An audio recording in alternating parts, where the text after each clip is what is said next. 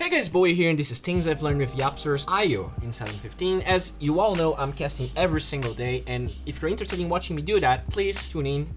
Usually if you have any questions about the game afterwards, I'll try my best to answer them. You can also vote which player I'm gonna choose to cast. I mean, this in case if there's no tournaments going on right now. MDL is currently running, but because of time zones, it's pretty hard for me to cast it because I share a house and everything. But let's go back to the game, and I know what you're thinking. Bowie, why didn't you use G8's IO or Rogers? Well, that's because GH lost all his last IO games, and because Rogers' only win lasted 13 minutes, so I wanted to give you guys a little bit more than that. There were a couple of other IOs available, but I feel like Yapzor is very proficient with the hero anyways. The first thing to note right off the bat is the item build. Now that Tether is infinite and it gives less regen in the early levels, it doesn't make that much sense to get a bottle first, especially because it costs like a shit ton of gold, meaning that you want to get some normal consumables. The fact that there's no bounty runs every 2 minutes also dissuade bottle pretty much every single game, and Soul Ring is the item that most IOs are rushing nowadays. This hero works pretty well as a dual offlaner or dual mid laner, especially when you have mana dependent heroes like Night Stalker, Gyrocopter, you name it. With Tether being infinite, Yapzor doesn't even need to eat a tank after they stand up versus Radiant's dual lane. He just regens him back to full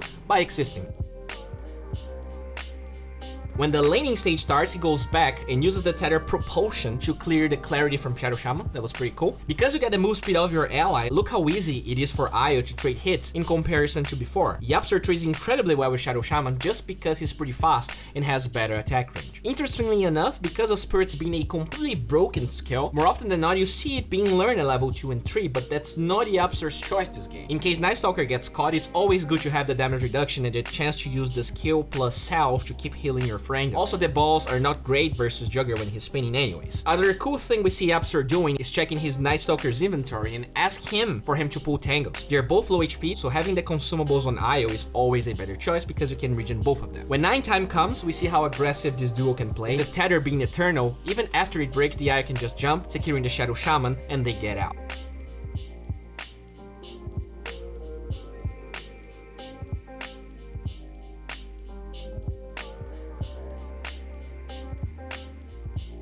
This is the first time Yapzor commits the clarity. He knows that it's when nighttime comes, the Night Stalker will be using most of his mana, and he starts healing for more aggression. When they go for Juggernaut, note how he never uses the balls. After all, Juggernaut has spin anyways, so that's just wasted mana. And since he held so long on this kill, he just dies to their right clicks. With that hero out of the equation, diving Shadow Shaman is even easier, and now the balls are used. Yapzor dies, but not before getting a double kill, before falling, and that's his Soul Ring completed.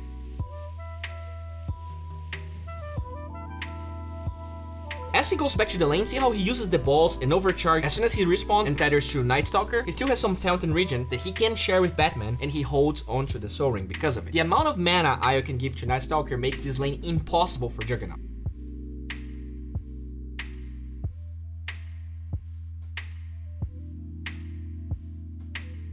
When he knows that there is no one to break his clarity there, he pops it, and they can chill for eternity while he heals his offlaner. He knows that Bounty Hunter is around, so the balls do a shit ton of damage to that hero. And another thing I didn't mention is why Soul Ring and why Raindrops. Not only it's great EHP for IO, but the Eternal Tether makes anything that gives HP or mana regen constantly better. So the mana regen from Raindrops and Soul Ring, as well as the burst mana, is super valuable. And Raindrops are used to get Earn is amazing on IO, so there's that. Bounty tries his best to deal with that lane, but it's pretty much impossible for him to do anything, and even without detection, they almost kill him.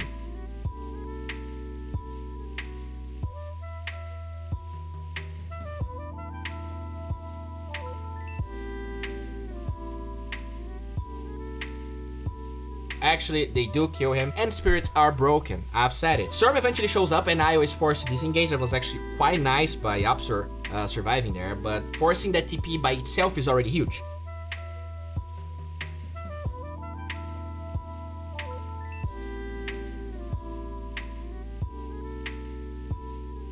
Everything about Spirits got improved. The radius collision, the radius damage, the mana cost, and here you can see Yapzor farming his level 6 and stacking a large camp at the same time. The Earn is always a good item on IO. It's very low on armor, and now strength gives more HP, so your effective HP goes through the roof, and there's all the HP regen situation going on. Shadow Shaman tries to contest the bounty run, but with the balls and overcharge, there's no way for him to do it. Thanks to the stronger balls, he farms another camp by himself, and while that happens, he can relocate the Night Stalker there. He doesn't even use the dust, by the way. Nicely played.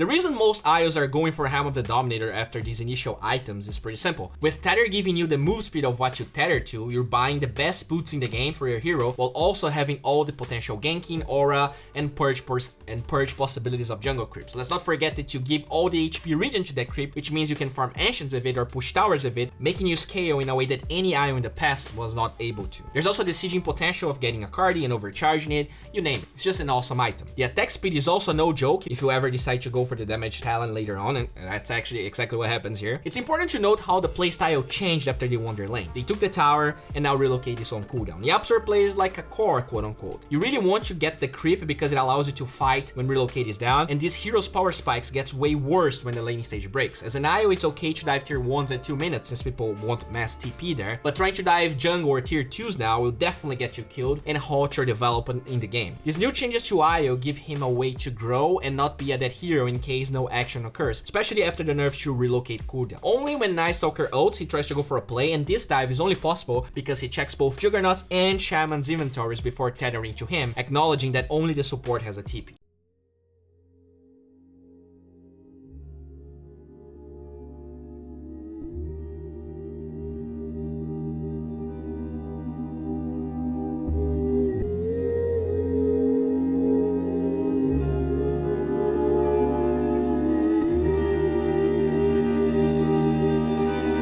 They follow that up to a Shadow Shaman dive, but Yapzor falls at the end unfortunately. When he respawns, note how he checks the Viper's mana and soul rings instantly. Not only he's under Fountain Regen, he will regen all the HP he lost while giving that Viper much needed mana points. As his Night Stalker goes crazy in the jungle, Yapzor goes in with the balls turned on. Look how ridiculously overpowered this skill is. Shadow Shaman loses half his HP while also being scouted, and since Yapzor was nicely positioned and knew about the Shadow Shaman, he can relocate with no interruptions, saving his dear offlaner.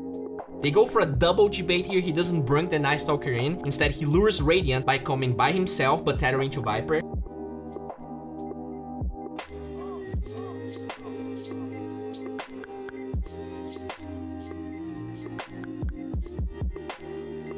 He makes sure to position very far back since there's a storm and he's tracked, but close enough to save the Night Stalker once again from death thanks to the urn. Since he has that item, not only Night Stalker survived, they can go right back in. This is why IO Gyro, IO Night Stalker is so potent. With you being able to share so much mana regen besides a bottle, those low cooldown, low downtime heroes can survive and just keep on fighting over and over again.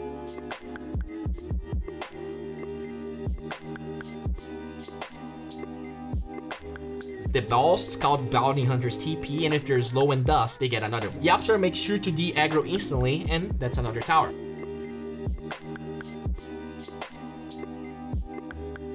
This hero plays so fast, it's insane. Not only they get that kill, Yapzor wants to tie that rotation with a bounty steal and his Helm of the Dominator completion.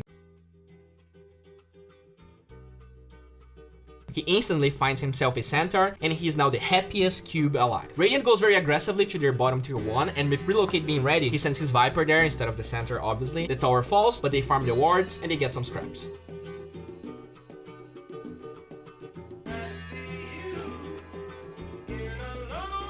Another huge play happens. Yapzor is tracked, so he knows that there's the chance the storm dives him, but remember that Helm of the Dominator we talked about?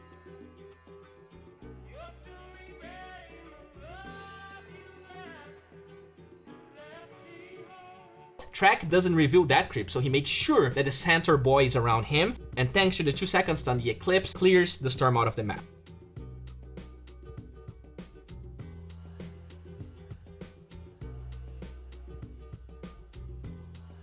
With the damage talent and the center tanking everything, this hero farms crazy fast and the game just snowballs pretty hard for the dire team. Another huge benefit of the Helm of the Dominator's HP regen is that you can spam the shit out of Soul Ring without ever feeling the effects of it. When you're farming because your creep is tanking the damage, or when you're helping your teammates. As they take the tier 2 here, he overcharges and makes sure to cream pie Luna's mana.